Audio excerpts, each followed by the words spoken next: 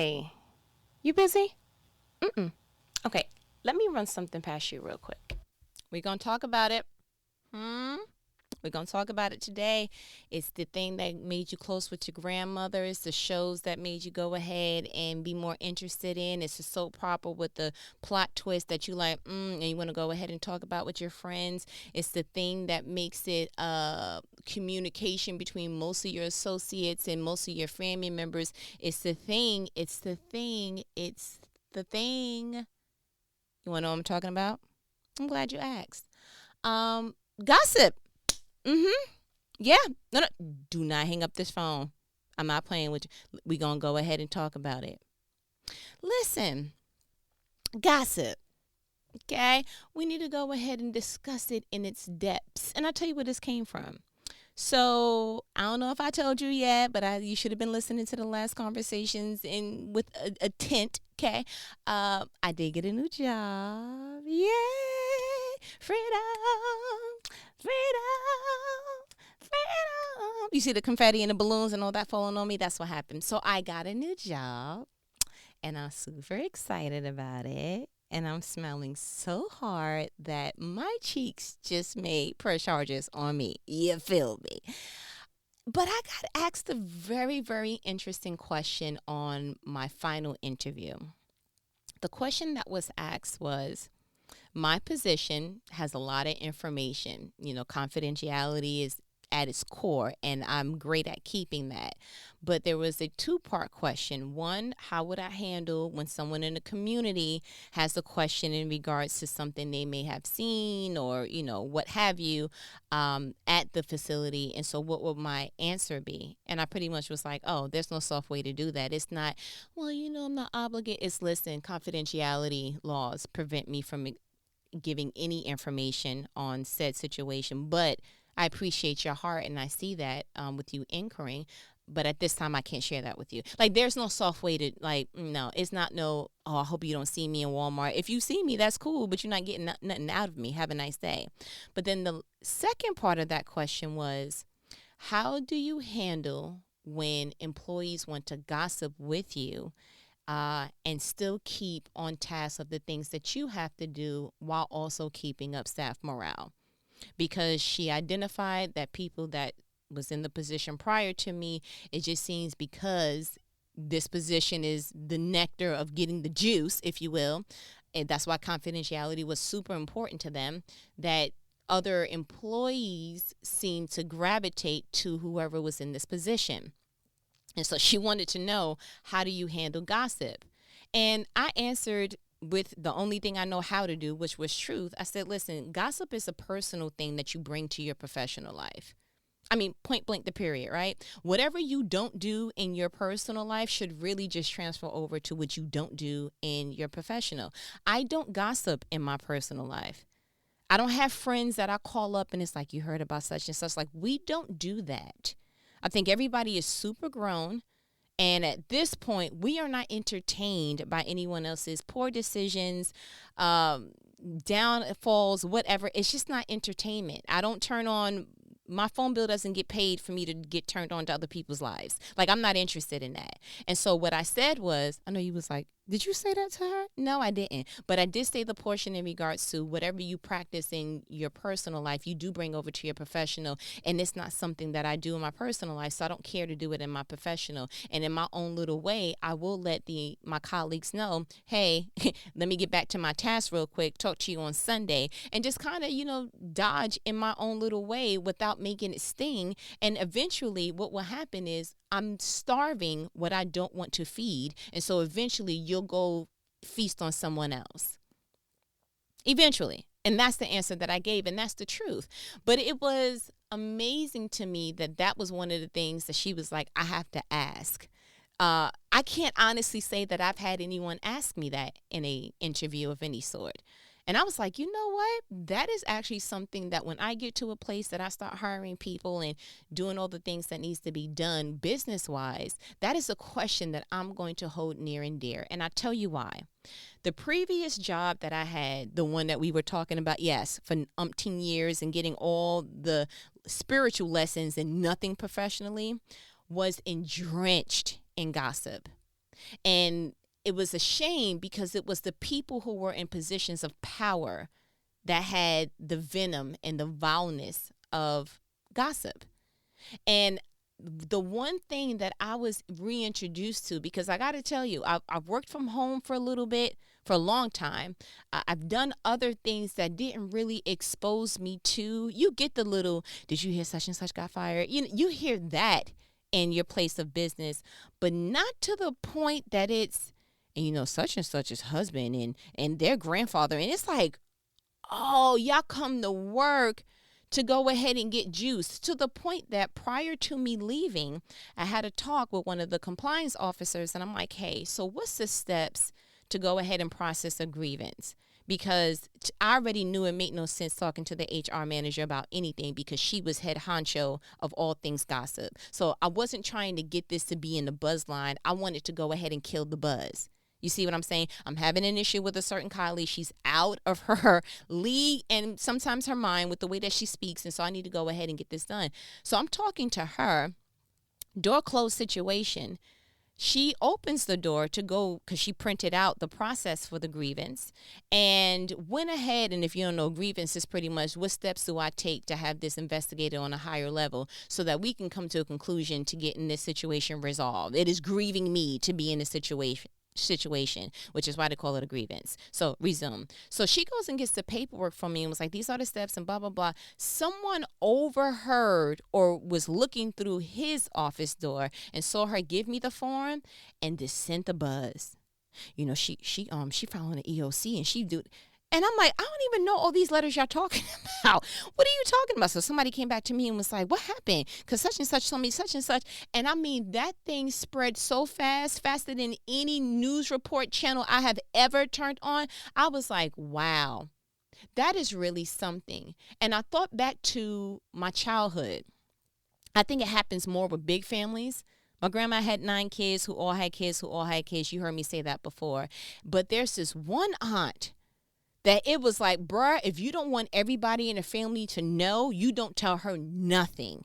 And if you tell anybody around you in the family, you started off with don't say nothing. You know how it goes. Listen, hello, yeah, don't say nothing. And also, asterisk, please do not tell that particular aunt, because you already know how it's going to go down. Literally, like, you couldn't even get a chance to go tell the people you wanted to tell, because she was already telling everybody. And she ain't hiding behind it. My aunt is to the point, God bless her, that she has composition books where she writes down what you say so that when she's relaying the information, that is truth. I kid you not. I will 3-way my cousin right now. If I am fibbing, I'm telling you right now, that is the truth. She has slowed me down on certain things. Like, whoa, you're talking too fast. And I asked her, I said, you can't hear me? And she said, no, I'm trying to write down everything that you're saying. I said, you're writing down what I'm saying? I kid you not. She said, yes, because I like my information and my source from the horse's mouth. So you know what I'm going to say on that? Praise God that she's at least trying to spread the truth. But the gospel that she's sharing is not always good news, ma'am. I don't want you spreading that. That's not the part that I want the family to know. Have a nice day. So what that eventually did was kind of put a little slander, a little strain, if you will, in our relationship. She wasn't the aunt that we grew up close with. My mother wasn't really close to her because of whatever her reasons were, but she did let me know, she talks too much. She's a gossip, and I don't want to do that. I'm like, oh, okay. But I seen her every now and then have conversations with my aunts in passing. But that particular aunt, it was like, we don't rock. So that in turn trickled down to my relationship with her. And then once I started having all my adult experiences, I was like, bruh, now I see why she didn't talk to you. And so, but I am close to her children, which are my cousins, but I have to make sure that I say, do not tell your mother, or she'll tell me in return, and don't tell mommy. And I'm like, cool, that is understood. But I want to get to the point that we realize that gossip does that. That gossip puts a strain on relationships. Like, do we even know that we are carrying around in our mouths? You know how the Bible says, it's a double-edged sword? Do you know that when you are gossiping, that you are carrying around the very thing that stabs the pulse of the relationships you want to keep? Like, do you understand what you're doing, that you are tearing down and breaking down people that if you really look at the foundational root of it, you really do care about them? You know, we may gossip about people we don't like, but you know what's amazing? Sometimes we are faster to cut off that conversation when we don't care about someone. I don't want to hear about her. I don't rock with her anyway. Listen, God bless him. I don't care nothing about him. Just leave me alone. But when it's someone that you care about, why you have such a keen ear to it? And this is just from observation, like literally watching people do certain things. I'm like, wow, but I got a front row seat when I was at that last job. And to hear the whispers of, and the director is blah, blah, blah. And I mean, to the point that the HR manager was calling other employees on her personal cell phone to relay information and feelings that she had on said situation about whatever employee. And I was just like, so let me ask you something. It benefits you more by telling someone else what you feel about someone else, and the person that you're telling is really not going to do nothing else with that information except hold it. And I guess I just got to a place that doesn't entertain me. I am no longer operating in a spirit where I want to talk just to talk. I don't even want to vent just to vent. I want to discuss to resolve. That is the place that I have graduated to.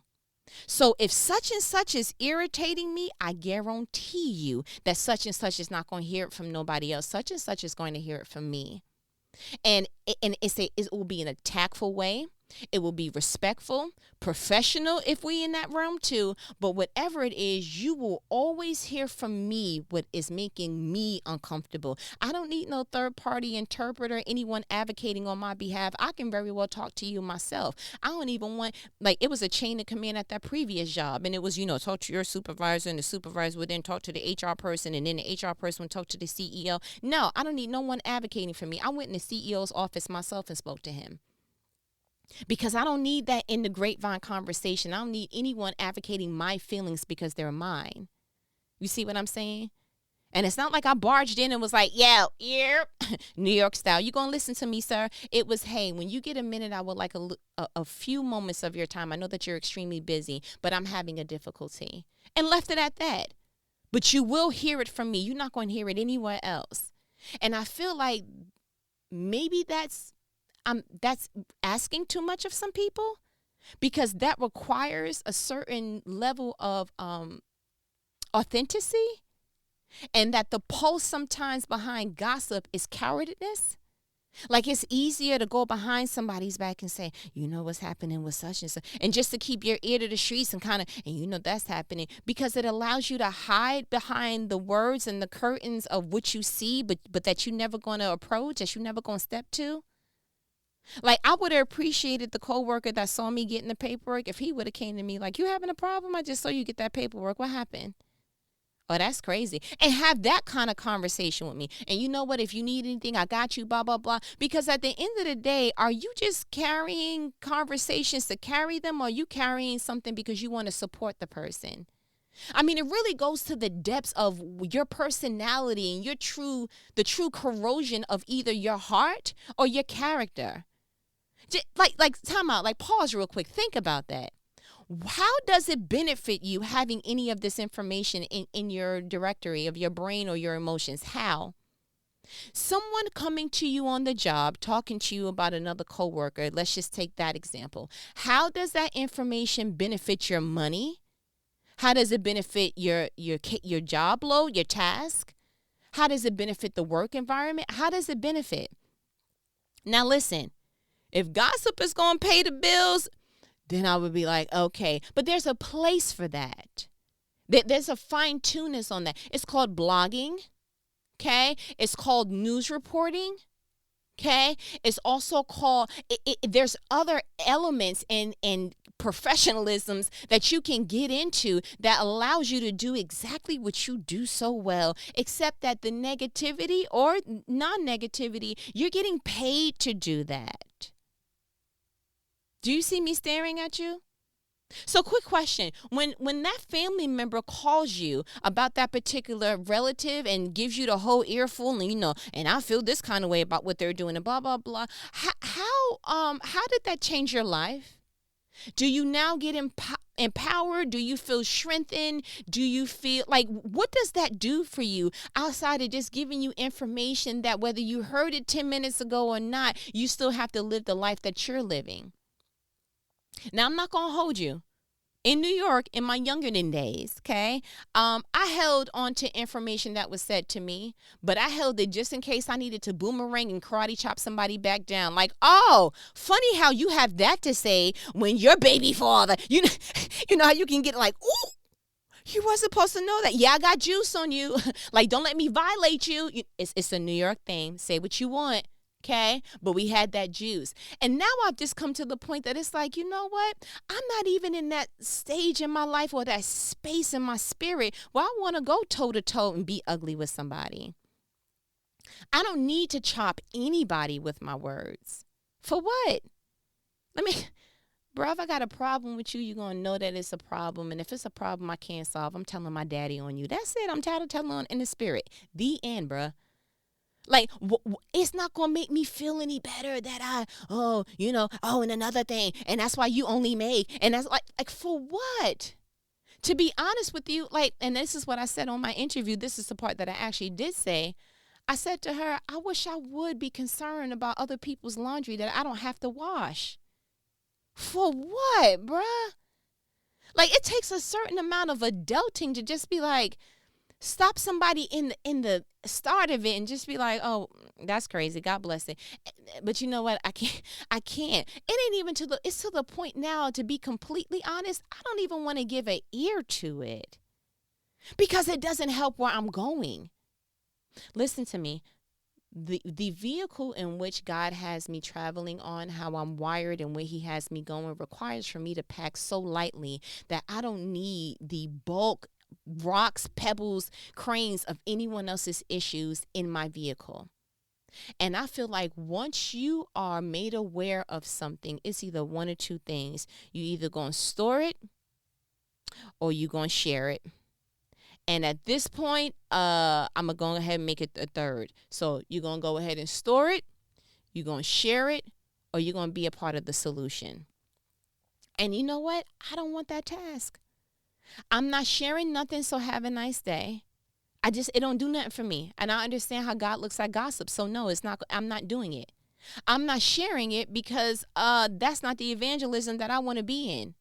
And honestly, I have enough to do in my life. I really don't want to know what's going on with you so that I then have the little prompting for me to feel like, dang, bro, now I want to help, because I understand that I'm wired to be a helper. I understand that I'm wired to be an encourager. And I'm the type that if you tell me something, I'm going to want to say something to you. I remember information was given to me about someone who was having a hard time with their children's father, and he's on heroin and this, that, and the third. And I was like, bruh, please let me call her. And the words that was said to me was, no, you're not supposed to know. And I cannot tell you how defeated I felt. I'm like, so what you want me to do with this information? Like, I can't. I'm just not in that space. Like, you understand what I'm saying? It's just not there for me.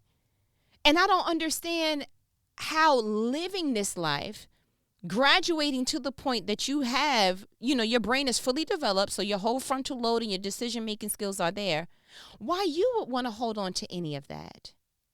Are you storing it just to store it? For what? Are you sharing it just to share it? For what? Are you part of the solution? Okay. And if that's something that you can commit to, then be the solution. But don't be an ear just to be an ear. Who wants to just do that? And I couldn't for the life. I'm like, yo, wow, people still do this. I'm talking about 50, 60-year-olds and you heard what happened. Oh my gosh. Let me ask you something. You get paid commission on that? So then why you doing it, bruh? I don't understand it. So I had to go to, the bishop over in the New Oxford American Dictionaries and just get the practical definition of gossip. Them people over there said gossip is casual or unconstrained conversation or reports about other people, typically involving details that are not confirmed as being true. The second definition is saying, engage in gossip, and then they have the whole go look at gossip and gossiping and gossips and all of that. But it literally is you're sharing something that someone else, it's a violation. You're sharing something that somebody else probably didn't even want you to know. You're sharing something that, do you understand? Are you hearing what I'm saying? Like, that's a violation. Why would you take a piece of somebody's life that wasn't legally given to you or verbally authorized to you and then give it to somebody else? Why would you want to do that? I wish to goodness that we can see in the physical realm what we do in the spiritual realm. I wish that you can see the individual stabs that you've gone on to someone. Like, I wish that each person had a knife that was a certain color, and say yours was yellow, and you're the only person in the world that had that particular color, right? And that as people in your life passed through, you was able to identify the yellow stab marks. Yeah, they may have some blues and they may have some reds and, the greenish and okay, great. And it may be more greens than there are the other colors, but you're able to see, oh my gosh, I had something to do with stabbing you. Would that change the way that you look at gossip? Would that change the way that you were entertained? How old do you have to be to truly have wisdom?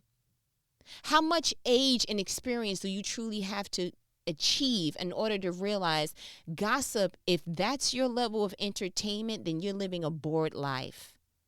That if you got to know what's happening in the neighborhood and somebody else's bedroom and somebody else's whatever, that you truly aren't living a life worth living. How many birthdays have to go by before you realize you're still a kid? And that what you did in high school, you're still doing, but you made the professional facility your high school realm. Like, real talk, like that should mean something to you, bruh. Like truly. And I'm coming at this posture that I'm coming at is because it's a disgusting trait, bruh. It's a disgusting trait. It helps nobody. Now I have a little bit of an advantage in that I'm truly a peacemaker. So it does hurt me in a different kind of way because I know that gossiping it doesn't bring along any kind of peace. As a matter of fact, it is a foundational root, foundational rock, foundational concrete of the building blocks of strife. And I don't do well with strife. I want clarity in all of my relationships. But more than that, I want other people to have clarity in their relationships. What value does gossiping hold to you that you still partake? And yeah, you may not be the person that is running around and grabbing the information, but you darn sure give an ear to it. You darn sure give a laugh to it, a chuckle, that's crazy. So you're entertaining it. Just because you didn't start the fire, don't neglect the fact that you're not still fanning it. And anyone that knows, in order to contain a fire, you have to cut off the source. You got to cut off the oxygen supply, so close the windows, close the doors. There is a way to cut off something. But if you are the door opener to the gossip, guess what you just did? You helped the spread. And now, when people see that you affiliate with such and such, guess what you look like now? The Bible says, make sure that you don't argue with fools, because the people from afar can't tell which one is the fool. But I want to go ahead and apply the very same thing to gossip. If you hang around a gossip, guess what that makes you look like? And low key, no one is close to a gossip. It breaks trust. It's not a solid relationship. No one has a best friend that gossips. You see when you're like, because there's certain parts, if you have to kind of tailor your conversations with people because you can't trust and be unveiled, then why be in relationship with them? Like, real talk. Why? And we've made it cute these days where it's spill tea, what's happening? Tell me what it is. Oh, and did you hear the tea? Yeah, we've made it cute, but we forgot it still cuts. It still cuts people. And when you are aware of that problem, it should prompt you to want to do something different. Always like a biblical application to these things, right? And so I went ahead and found exactly what I'm discussing with you over in Genesis 9. This little situation with Noah, crazy. You probably heard it before, but I'm going to give it a whole brand new light through the Holy Spirit. I read in the NLT version. So I'm going to start at verse 18. So Genesis 9:18. It says, the sons of Noah who came out of the boat with their father were Shem, Ham, and Japheth. Ham is the father of Canaan. 19. So this is pause. This is pretty much after Noah built the ark and all that, right? Okay, so we're there. Resume. 19. From these three sons of Noah came all the people who now populate the earth. Okay, Noah. 20. After the flood, Noah began to cultivate the ground and he planted a vineyard. 21. One day he drank some wine he had made and he became drunk and laid naked inside his tent. 22. Ham, the father of Canaan, saw that his father was naked and went outside and told his brothers. 23. Then Shem and Japheth, his brothers, took a robe, held it over their shoulders, and back into the tent to cover their father. As they did this, they looked the other way so they would not see him naked. 24. When Noah woke up from his stupor, shade from the Bible, that's fine. When Noah woke up from his stupor, he learned what Ham, his youngest son, had done. 25. Then he cursed Canaan, the son of Ham. May Canaan be cursed. May he be the lowest of servants to his relatives. And he went on to just give all the blessings and stuff to his other sons, right? I'm going to stop there. Do you see what Ham did wrong? Did you hear what he did wrong? Like, I know did you envision that whole situation? So you got Noah who just did this great thing with building an ark, right? And so he pretty much has to start from scratch. So, okay, he went ahead and started a vineyard and what have you. And, he probably was into the agriculture, and before that, who knows? But any person who's into agriculture or any kind of food industry or whatever, you do what before you go ahead and give it out? You taste your own product, right? Outside of drug dealing. Have a nice day. God bless those grandbabies. But, you kind of sample what you're doing. I want to assume that he sampled a little bit too much because he was like, let me see if I make this into some wine. And he been in that ark so long that he was like, bruh, he forgot the potency. Okay, great. And he went ahead and took a couple of sips and was like, yeah, it's nothing. But then it chased him. It caught up. It was like, ooh, okay, Noah, I think you tipsy, sir. And he was like, you know what? Because maybe in there, and I didn't look this part up, but maybe in order to be a good vineyard or grape person that's making wine, what have you, I don't know the technical name, but maybe it's, hey, as little clothes as possible because you don't want cloths and all that stuff intertwined. You see what I'm saying? Go do a whole full bath situation so that you're not finding pieces of your Levi's and other things in the grape. That's what I want to go ahead and assume. But it was the fact that Ham, in verse 22, the Bible says that Ham saw his father naked and went outside and told his brothers. Ham, come here. Sir, come here. How did that benefit you to see your father? Now, seeing your father naked in their times was an act of shamefulness.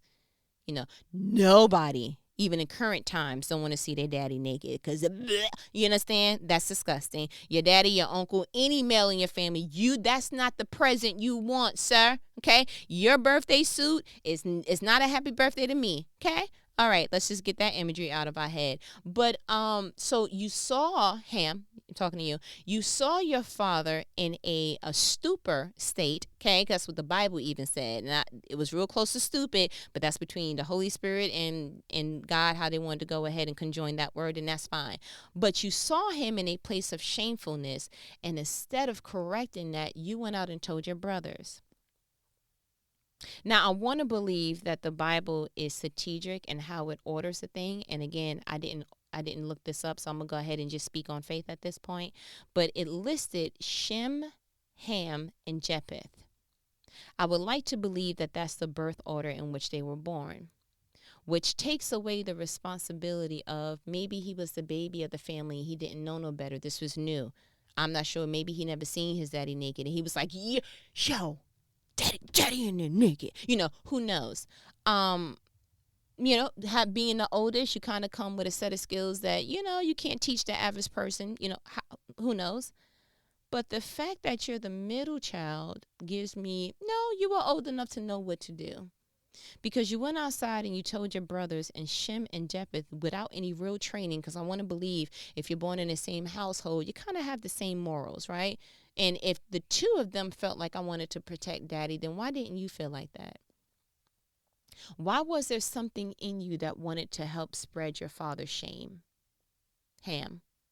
You got to speak up, sir. I can't hear you. What was it about seeing your father in shame that kind of evoked this emotion of, let me go share that? What kind of personality trait sees someone in a stupor, sees someone at a downfall, sees someone at their rock bottom, and instead of doing something about it, sir and ma'am, you go and spread it?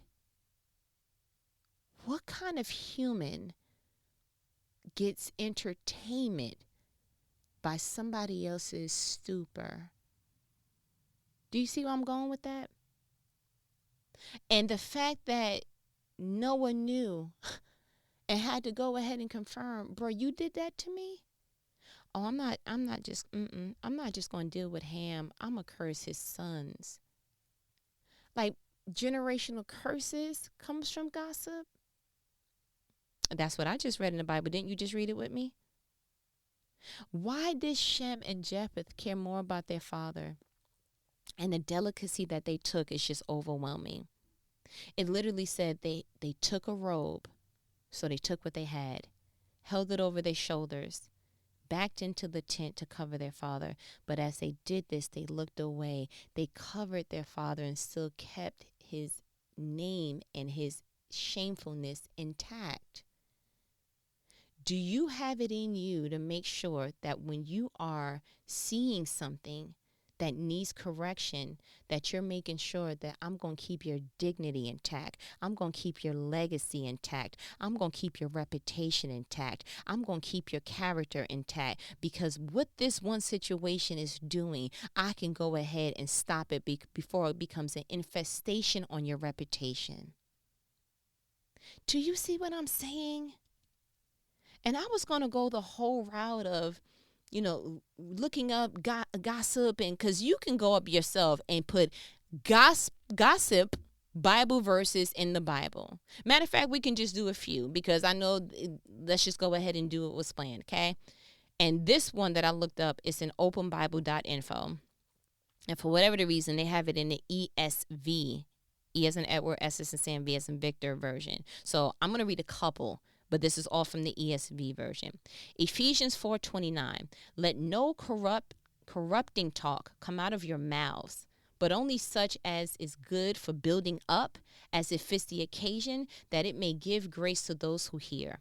Proverbs 6:16 and 19. There are 6 things that the Lord hates. Huh? Oh, God, you don't like that? It irritates you, it frustrates you? No, he hates. He hates. 7 that are an abomination to him: haughty eyes, a lying tongue, a hand that sheds innocent blood, a heart that devises wicked plans, feet that make haste to run to evil, a false witness who breathes out lies, and one who sows discord among brothers. What does gossip do?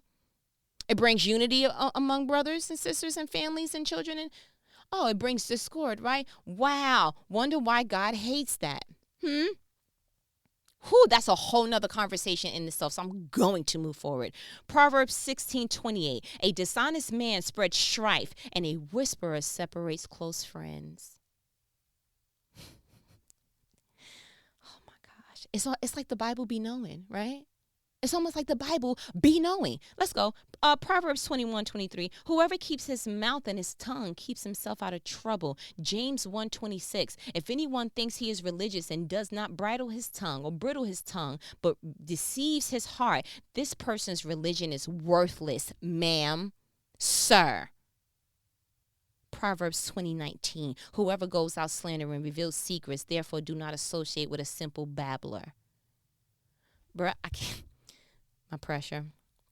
Listen, you go on openbible.info, and you do the gossip verses. You cannot, if something in you don't get stirred up where you like, you know what, I didn't even, bruh, to be honest, I was just doing the little chuckles, and I just felt like if I wasn't adding to the conversation, I wasn't gossiping. No, you are helping with the discord, ma'am and sir. And I want us to get to a place that that's not our form of entertainment anymore, that we are not entertained by someone else's stupor. I hate the fact that we that it's even still a thing. It bothers me. You know when them people came and brought that woman to Jesus? Remember that one time he was writing on the floor and it was like, Jesus, we found the woman and she's committing adultery, blah, and God, get her and let's kill her. Let's pick up the stones and let's stone her, Jesus. And Jesus was like, all right, so the one who doesn't have any sin, you cast the first stone. And they were like, no, like hit you with the Homer Simpson real quick, because they like, oh, we just thought that you was going to be like, oh, she did what? With who? Where? Like, you thought he was going to go the Emmanuel Hudson route? No, Emmanuel, he's different, okay? Have a nice day. And what'd he do? Just because you bought this woman and you tried to go ahead and embarrass her and put her private business in public ears and eyes, why did you think that God was going to cater to that? What you thought?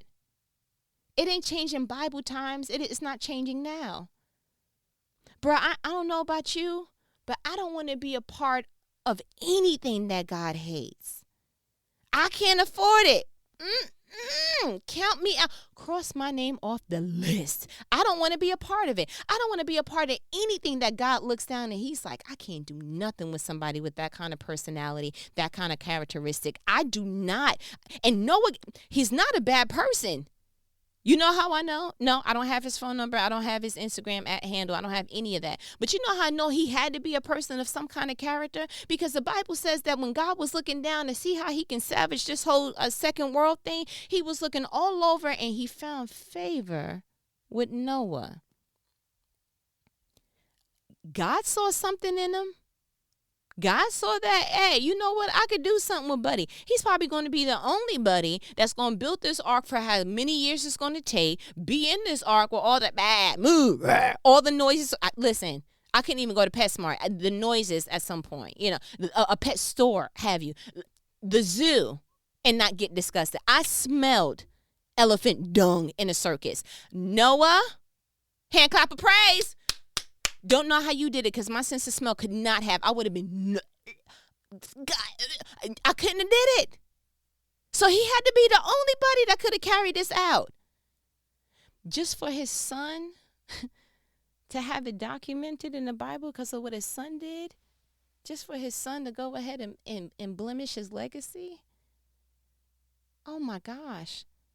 I wasn't there when the Bible was written, but I almost want to think that this part would have never been in here if Noah didn't have to curse his son and the generations after that. You know how I know? Because that's how Genesis 9 ends. I think we could have, the very last verse in Genesis 9 is verse 28. And it says, Noah lived another 350 years after the great flood.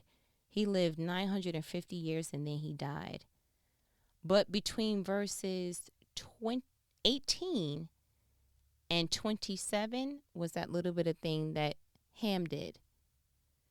I think if Ham didn't do that, this wouldn't have been a part of his story. The verse before that, verse 17, it says, and then God said to Noah, yes, this rainbow is a sign of the covenant I'm confirming with all creatures on earth. Then we go into what Ham did. Isn't it funny that the very people that you invest in or cater to or raise, even, it could be family, it could be someone you put underneath your wing, it could be a mentor, mentee situation, who knows? But isn't it amazing that the one time that they could have did something to cover you, they didn't? Like Ham, real talk. Like let's have a sit down, sir. You're gonna be here for a while.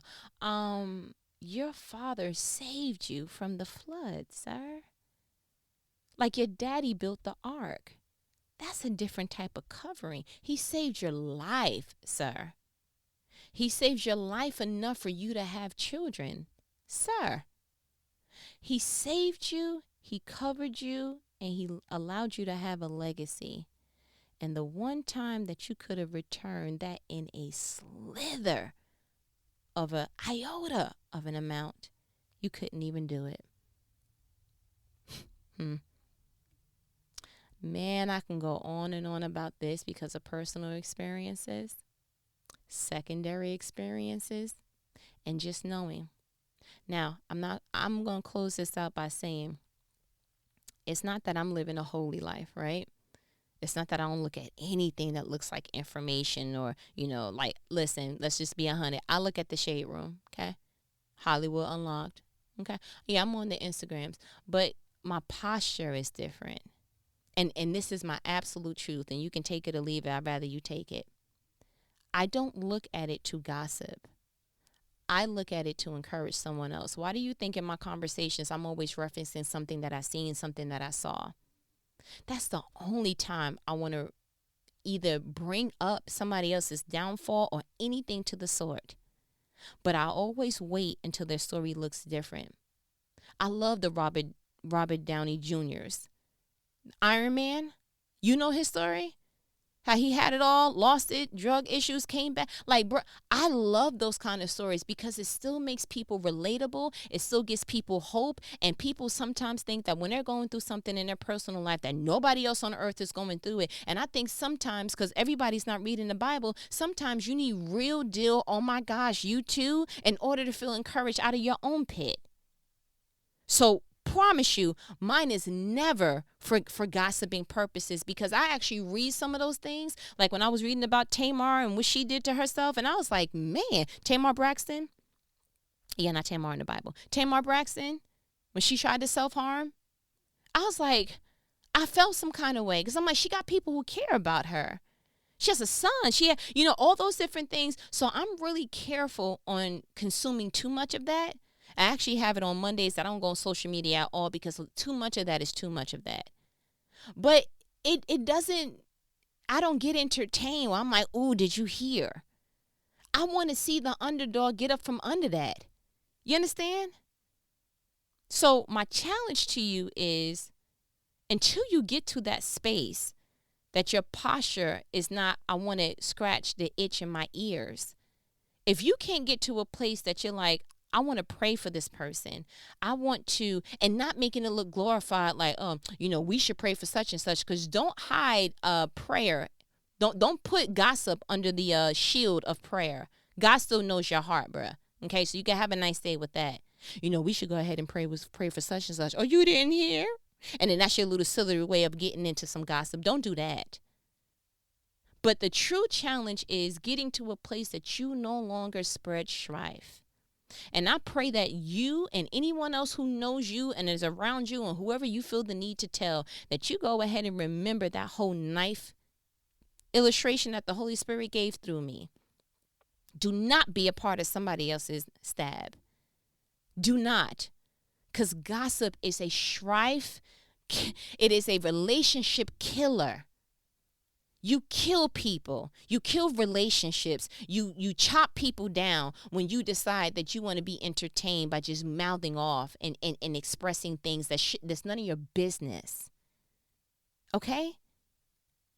Now, this is, I don't know no other way to come to you but shooting from the hip, okay? I'm a licensed carrier for truth.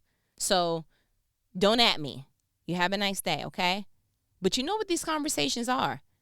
They are life-provoking conversations that nobody else is going to have with you in this type of way, because I want us to be better.